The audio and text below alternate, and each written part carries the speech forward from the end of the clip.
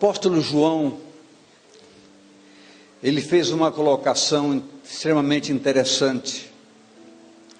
Ele disse que se os ensinos de Jesus fossem todos colocados em papéis, em livros, não caberia, não teria lugar para guardá-los.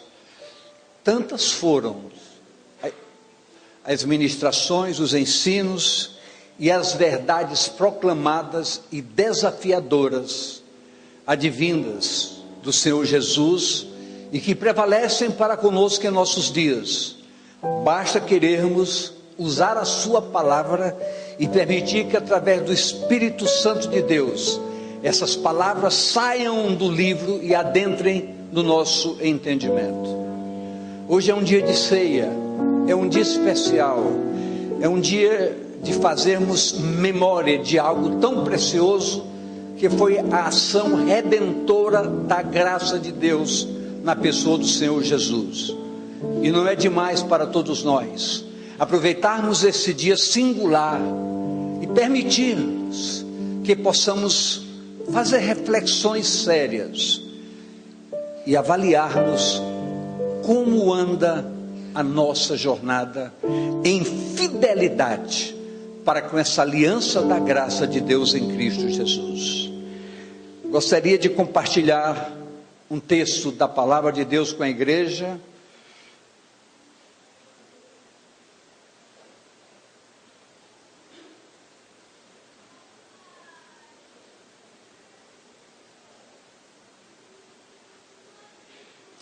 Que está em Lucas, no capítulo 13, versos de 22 a 30, que diz assim: E percorria as cidades e as aldeias, ensinando e caminhando para Jerusalém. E disse-lhe um: Senhor, são poucos os que se salvam? E ele lhe respondeu: Porfiai por entrar pela porta estreita, porque eu vos digo que muitos procurarão entrar e não poderão. Grave bem isso: muitos tentarão e não poderão entrar. Quando o pai de família se levantar e cerrar a porta, e começar a estar de fora e a bater a porta, dizendo: Senhor, Senhor, abre-nos, e respondendo eles vos disser: não sei de onde vós sois. Então começareis a dizer: temos comido e bebido na tua presença, e tu tens ensinado nas nossas ruas. E ele vos responderá: digo-vos que não sei de onde vós sois.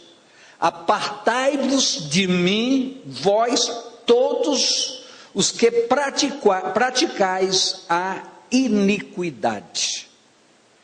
Ali haverá choro e ranger de dentes, quando vides Abraão, e Isaque, e Jacó, e todos os profetas no reino de Deus, e vós lançados fora. E virão do Oriente, e do Ocidente, e do Norte, e do Sul, e assentar-se-ão à mesa no reino de Deus. E eis que derradeiros há, que serão os primeiros, e primeiros há, que serão os derradeiros. Nós te bendizemos e te louvamos, ó Pai, pela essência da tua palavra, o conteúdo objetivo e ensinador que é a tua palavra, através da revelação forte, real, verdadeira e sem sofismas, por parte da ação do Espírito Santo, cujo objetivo é permitir que a igreja se fortaleça e caminhe em passos firmes e seguros, numa convicção plena, verdadeira, absoluta, de que o poder da graça de Deus é capaz de ir além das nossas expectativas e nos permitir que, através de sérias reflexões, de sérias avaliações e reavaliações, de como vivemos, de como nos comportamos, de como agimos, de maneira tal que possamos, com humildade e singeleza de coração, reconhecer que hoje se faz um tempo extremamente oportuno para que possamos tomar atitudes, qualificar as nossas vidas de tal maneira que possamos viver numa convicção plena de alegria e de gozo, de que a salvação com certeza nos aguardará na eternidade.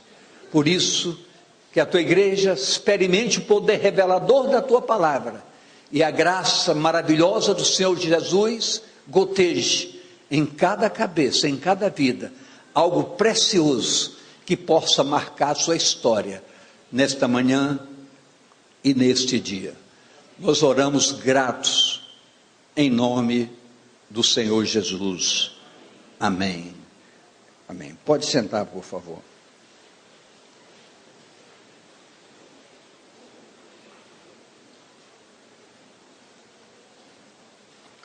Nós podemos observar, através da palavra livre, em sua manifestação, que o texto mostra que Jesus estava caminhando rumo a Jerusalém, e passava por cidades e por aldeias, sempre ensinando. Sempre o que, queridos?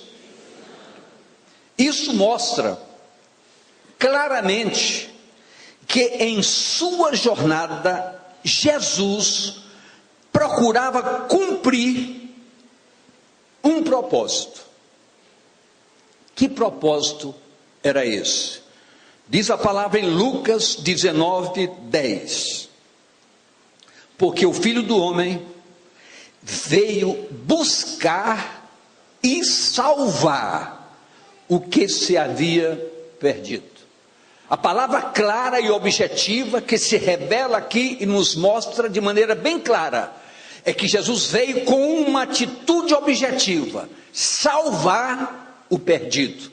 Para isso, muitas coisas precisariam ser compreendidas, aprendidas, porque para isso ele, por onde passava, focava ensinando o objetivo maior e a razão primeira da sua vinda.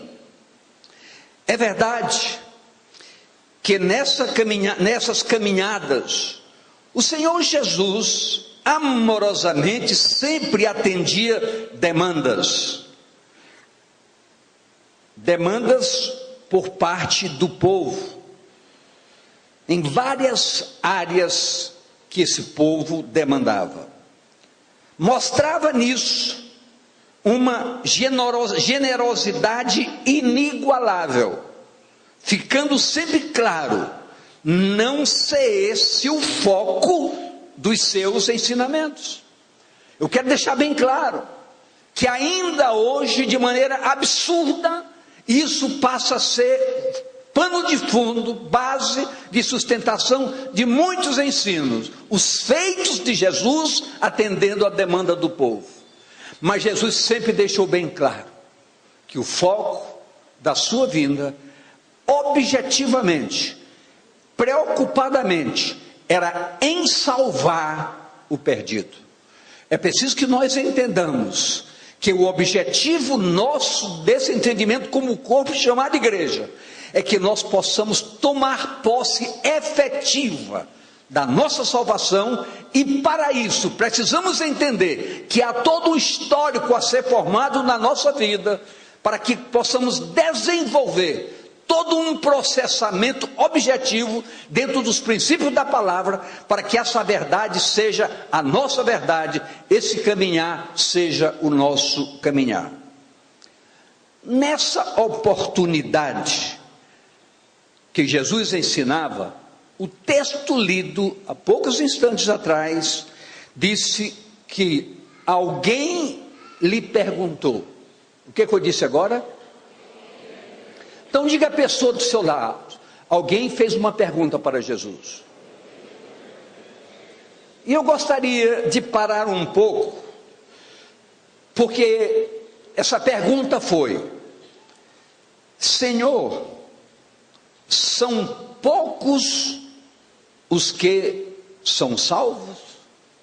Ora, queridos, é interessante, é muito importante a gente parar um pouco e entender por que alguém perguntaria a Jesus se eram poucos os salvos. Obviamente que os ensinos foram, aqui a palavra não diz quanto tempo Jesus passou ensinando e falando sobre esse assunto, mas a convicção plena e clara e objetiva que a palavra expõe para conosco é que nos ensinos de Jesus ele mostrava um padrão referencial de vida que adequava a pessoa a poder galgar a salvação eterna. E essa pergunta foi: são poucos?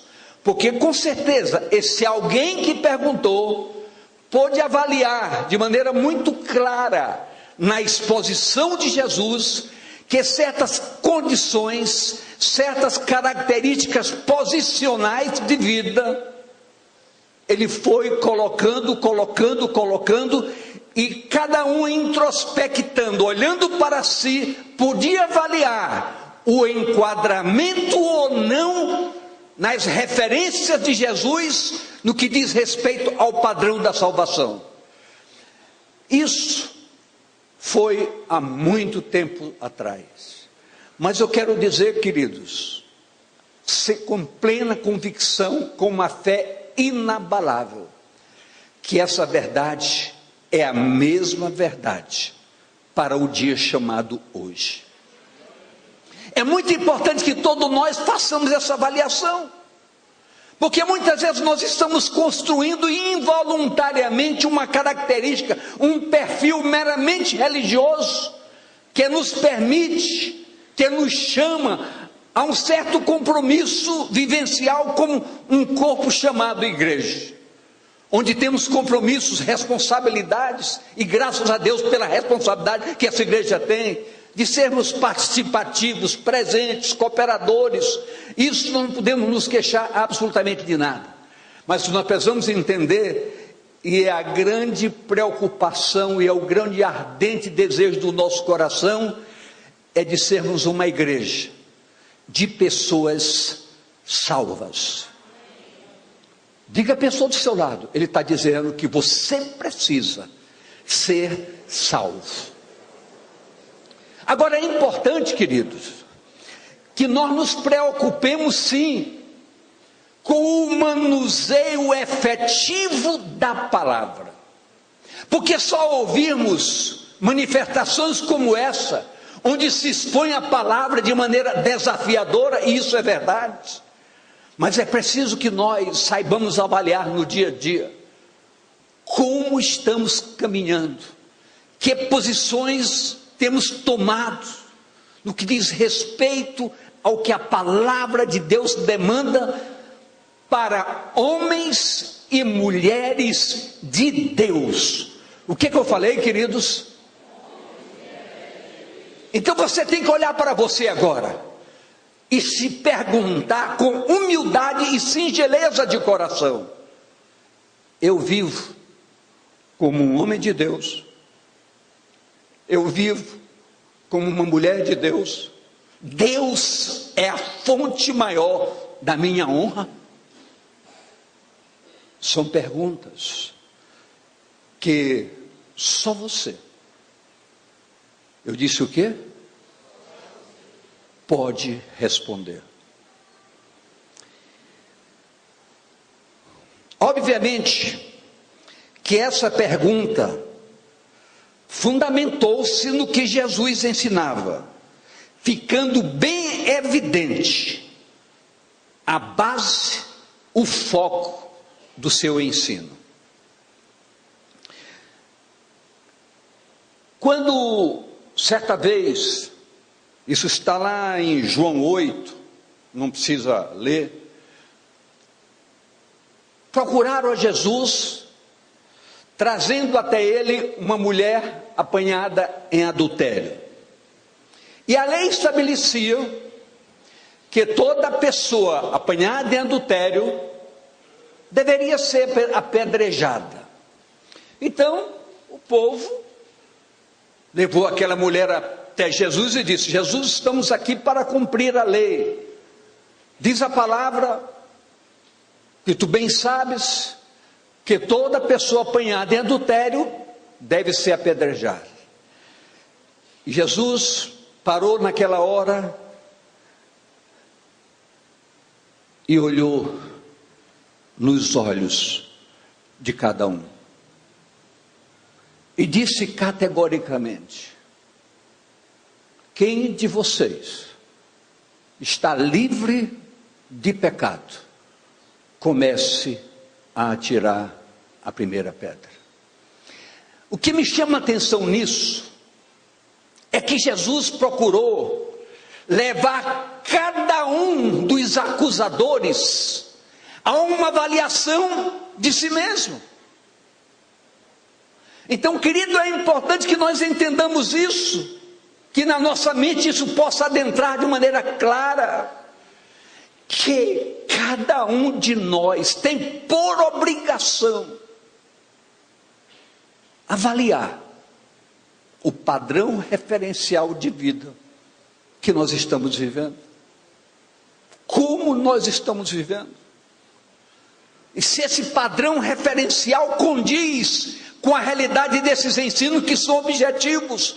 Daí o fato de eu dizer que nós temos que estudar com muita dedicação e com muito zelo, permitindo que o Espírito Santo arranque essa palavra da letra e introduza no nosso entendimento, para que possamos desenvolver com esse entendimento todo um processo dinâmico de santidade para o nosso caminhar.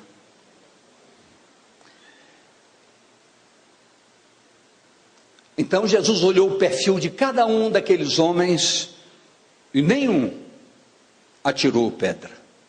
Todos se retiraram. Todos. Em Tito, no capítulo 2, verso 11, diz o seguinte, Tito 2, 11: porque a graça de Deus se há manifestado, trazendo salvação a todos os homens. A quantos homens? Então, olhe para mim aqui, por favor. A Bíblia diz que a ação objetiva da graça de Deus em Cristo foi manifestada. Ou seja, Deus fez a sua parte. Todo o projeto na obediência de Jesus, ensinando sobre a fonte da salvação, Deus, em Cristo, permitiu que todos nós pudéssemos galgar, alcançar o direito dessa salvação. Isso mostra o quê? Que a minha parte é que precisa ser feita. Diga a pessoa do seu lado, mas diga olhando nos olhos, a sua parte precisa ser feita.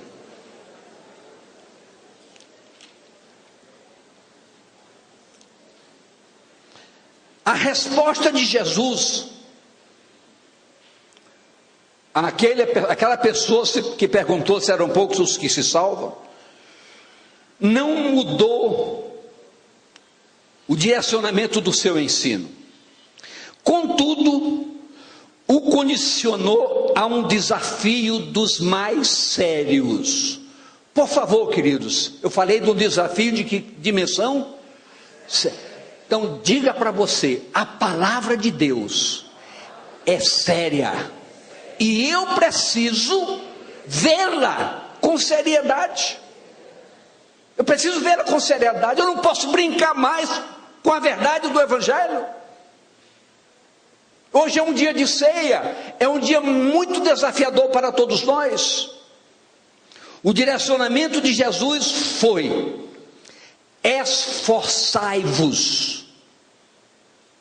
Jesus disse: esforçai-vos, batalhem, lutem, dinamizem, disponibilizem tempo para as coisas preciosas de Deus.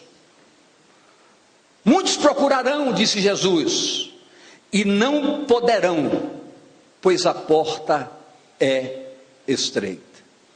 Queridos, quando se lê um texto como esse, quando não apenas se lê, mas se medita na essência da palavra, isso mexe com o nosso sentimento.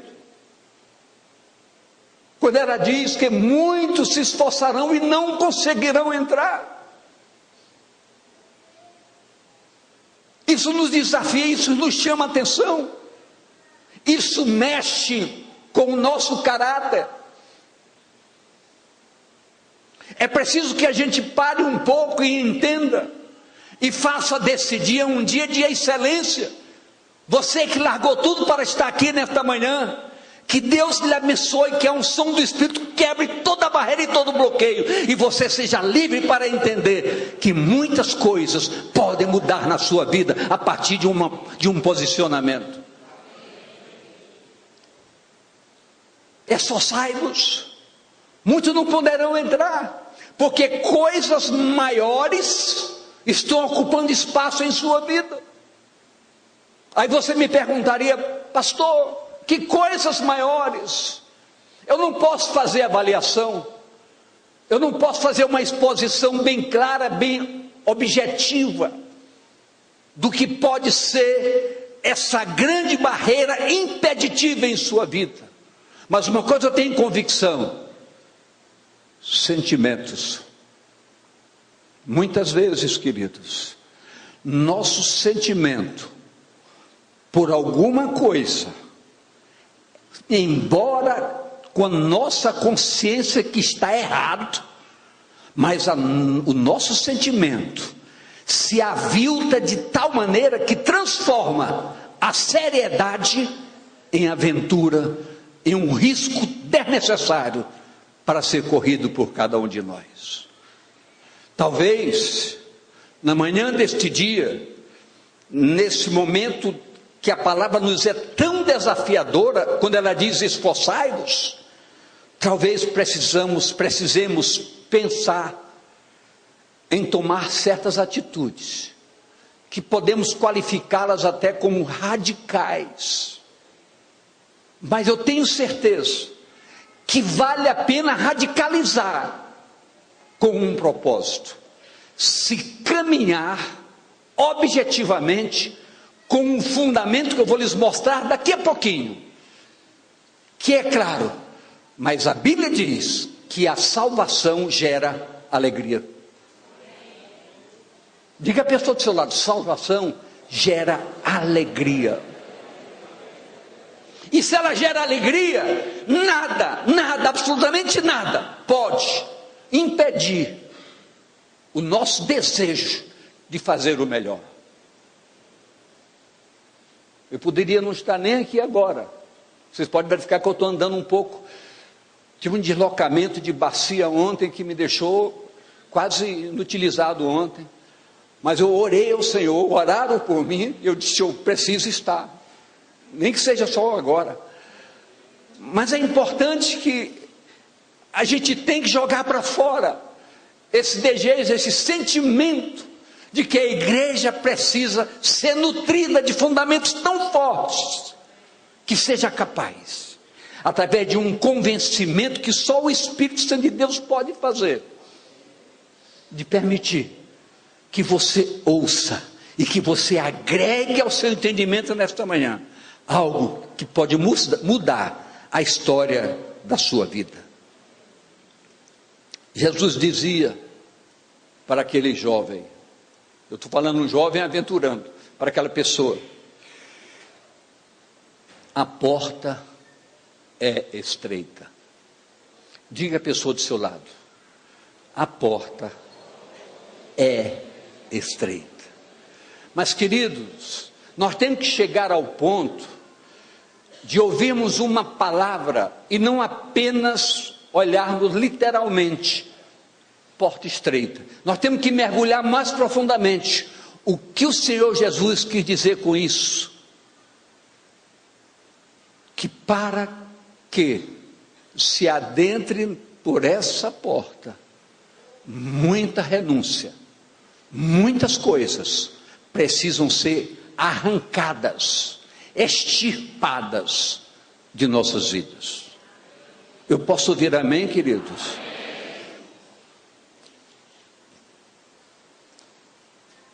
Chama-se extrema renúncia.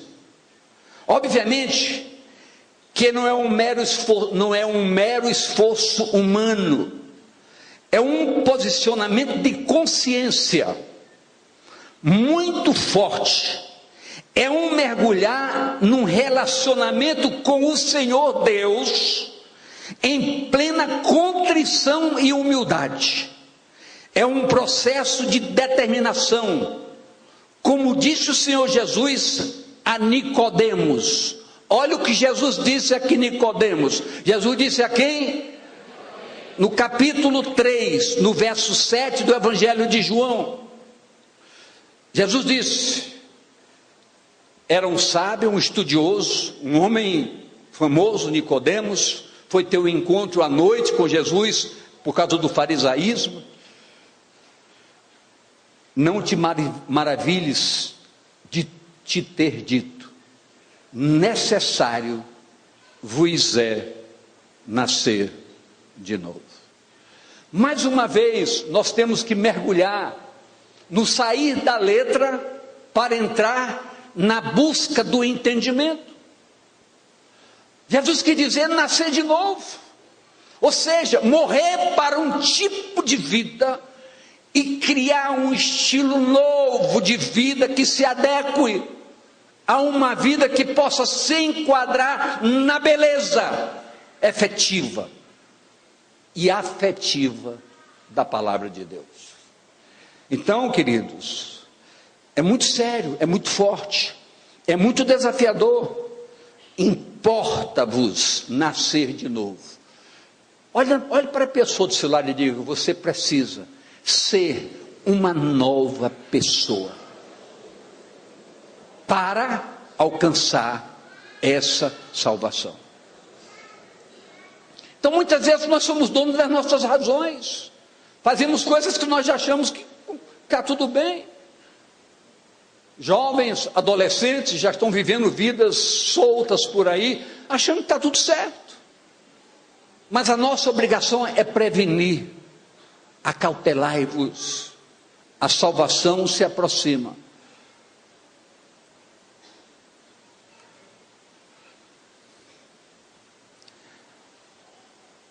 O apóstolo Paulo expressou o seguinte posicionamento, Colossenses capítulo 2, versos 6 e 7, que diz: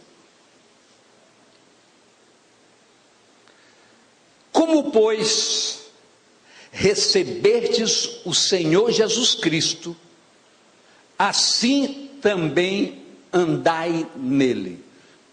Por favor, preste bem atenção. Assim como recebeste Jesus como Salvador e Senhor, ande nele. Abra mão de você. O verso 7 diz: arraigados e edificados nele, e confirmados na fé, assim como fortes ensinados, crescendo em ação de graça. Então você ouve que esse ensino precisa alcançar o seu entendimento e permitir que ele se transforme de uma palavra num fundamento de orientação para o seu caminhar. Isso é uma verdade desafiadora. E disse mais, Colossenses 3, de 1 a 3. Portanto, se já ressuscitastes com Cristo, buscai as coisas que são lá de cima, onde Cristo está sentada à destra de Deus. Pensai nas coisas que são de cima, e não das que são daqui da terra. Porque já estáis mortos, e a vossa vida está escondida com Cristo em Deus. Queridos, a seriedade desse texto é tão grande, que o Senhor Deus diz claramente para todos nós: para que a salvação permeie o vosso caminhar, eu tenho que esconder você do mundo. Eu tenho que esconder, você está escondido em Cristo, por mim. Para que as coisas que dizem respeito ao alto ocupe vossas vidas, e não as coisas que são daqui da terra. E eu quero dizer, eu não vou mensurar, eu não vou arriscar pessoal, mas muita gente ainda vive dividida.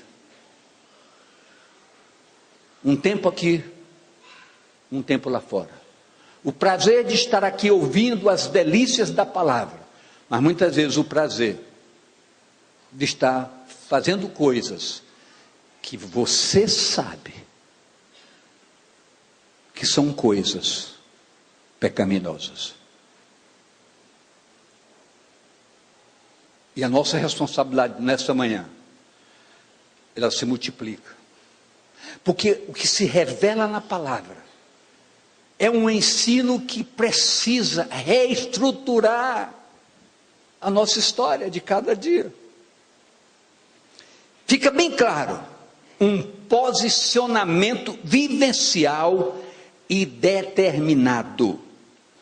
Esse posicionamento, queridos, quando desejado e devidamente orientado pelo Espírito Santo, nos fala, através da viva palavra, o seguinte: 1 Coríntios, capítulo 2, 12 e 13, que diz: mas nós não recebemos o Espírito do mundo, mas o Espírito que provém de Deus, para que pudéssemos conhecer o que de nós é dado gratuitamente por Deus, as quais também falamos, não com palavra de sabedoria humana, mas com as que o Espírito Santo ensina, comparando as coisas espirituais com as espirituais.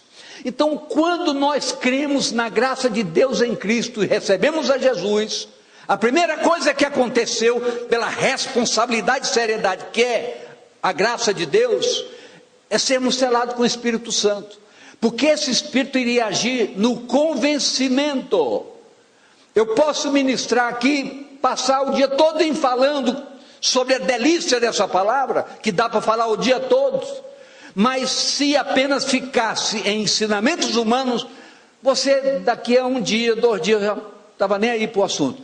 Mas quando você entende que o Espírito age para permitir afixar no seu entendimento a verdade dessa palavra, a história muda, a história é outra, e as coisas vão ser totalmente diferentes. Eu posso ouvir amém? Amém.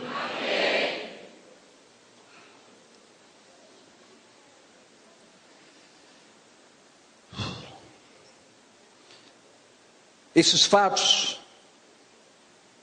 tudo que se ensina, é que nos levará a uma vida de relacionamento e intimidade com Deus, quando entendemos essa ação do Espírito Santo, nos habilitando a sobrepujarmos os constantes desafios, nos permitindo uma vida vitoriosa.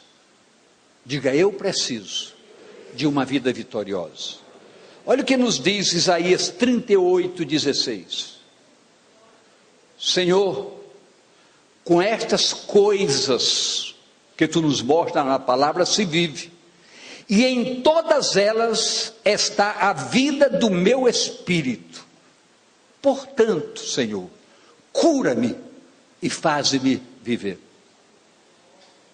Grave esse verso, marque em vermelho, anote, pesquise, diz, tudo que traz do teu ensino, vem do teu ensino, coloca novamente o texto, tudo que traz do teu ensino, coloca novamente, Isaías 38:16, todas essas coisas, por elas se vive, e em todas elas está a vida do meu espírito, portanto, cura-me, sara-me, e faze-me viver. Pense muito nisso. A salvação tem um agregado base, que eu disse há poucos instantes atrás, chamado alegria.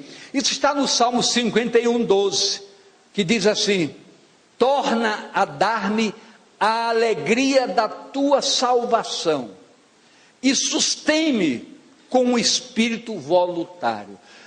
O salmista, após pecar radicalmente, sentiu a tristeza, o dissabor das consequências que os pecados traz.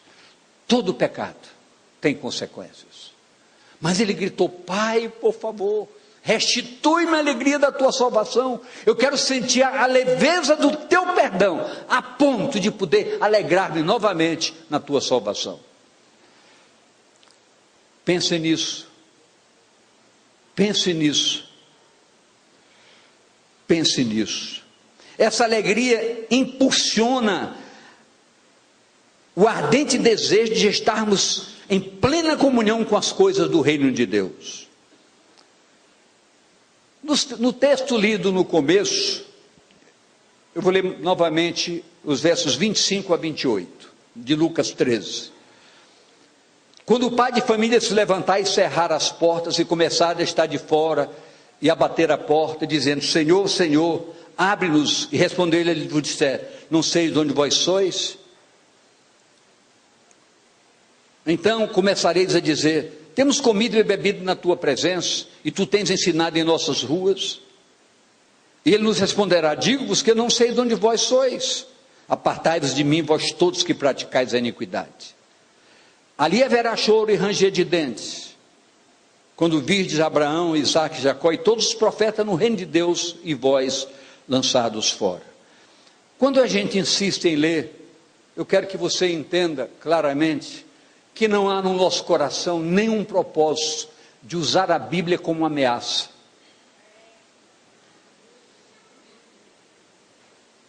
Isso jamais poderia passar pela dignidade de quem encara com seriedade o púlpito.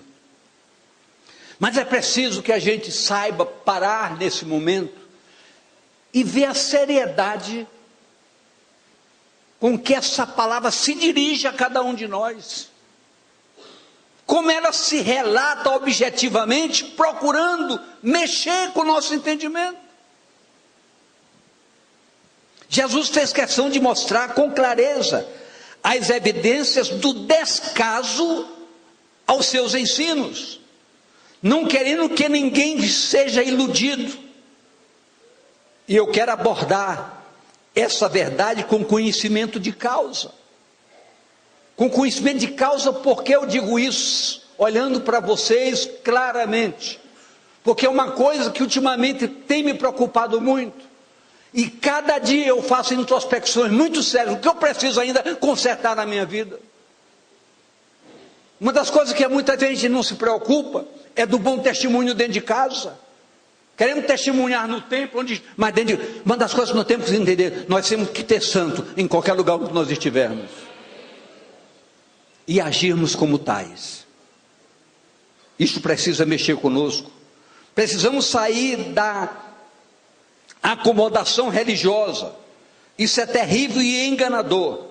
Às vezes construímos um título e não uma identidade. Isso é preciso mudar.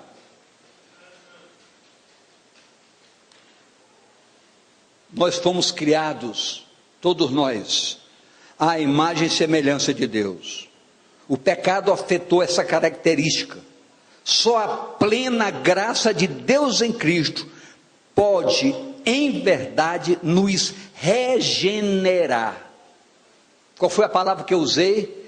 Regenerar. Ou seja, reconstruir um fundamento de vida. É como diz 2 Coríntios 5, de 15 a 19. E ele morreu por todos, para que os que vivem não vivam mais para si, mas para aquele que por ele morreu e ressuscitou. E assim que daqui por diante, a ninguém conhecemos segundo a carne. E ainda que tenhamos conhecido Cristo segundo a carne, contudo, agora já não conhecemos dessa forma. Assim que se alguém está em Cristo, você já ouviu, eu não sei quantas vezes esse verso, mas eu gostaria e oro a Deus, peço que o Senhor derrame uma unção forte nesse lugar, nesta manhã, para que você hoje leia e entenda esse verso diferente.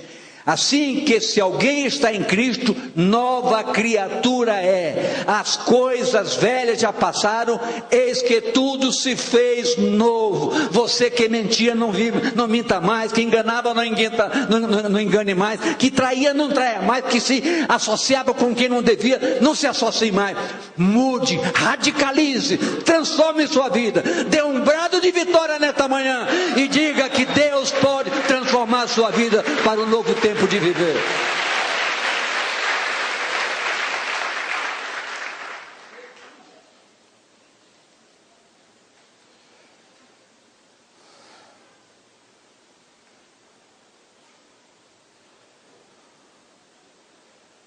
E tudo isso provém de Deus, que nos reconciliou consigo mesmo por Jesus Cristo e nos deu o ministério da reconciliação.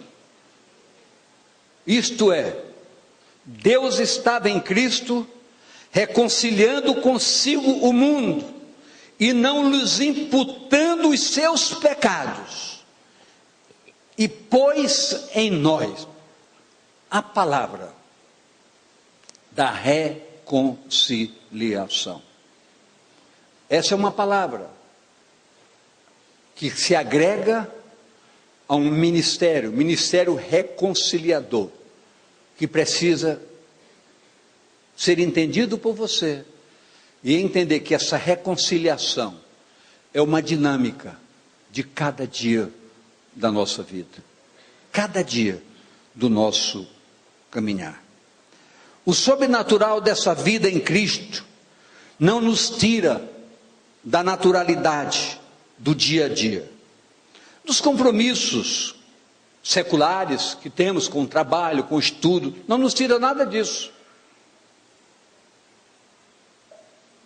O que precisamos é termos uma identidade assumida, evidenciando o que somos, aonde estivermos.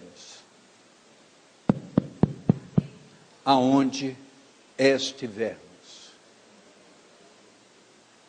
Ouviram bem o que eu estou falando?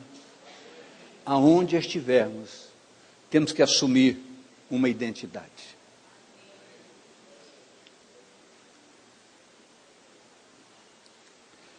Com certeza, estamos terminando. Com certeza, com esse entendimento, seremos uma igreja consciente do que somos em Deus e para com Deus. Saberemos lidar com as provocações do inimigo, que não são poucas. Saberemos glorificar a Deus em quaisquer circunstâncias. E poderemos ser cooperadores do Evangelho. Como diz 2 Coríntios 6:1.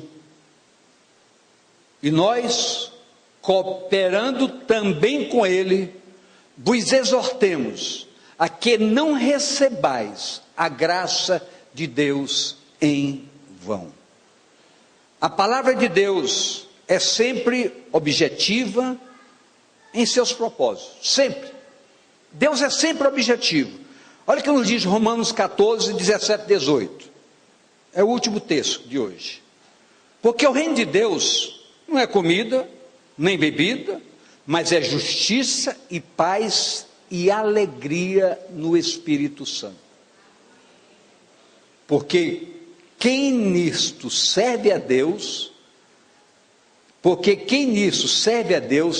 agradável é a Deus e aceito aos homens. Então, é uma formatação de ideias, é uma construção objetiva, que precisamos sair daqui hoje, alicerçados, focados, de que vale a pena. E eu tenho certeza, como sempre diz o pastor Flávio, que você não será mais a mesma pessoa. Porque é inadmissível se jogar fora comida tão preciosa. É impossível.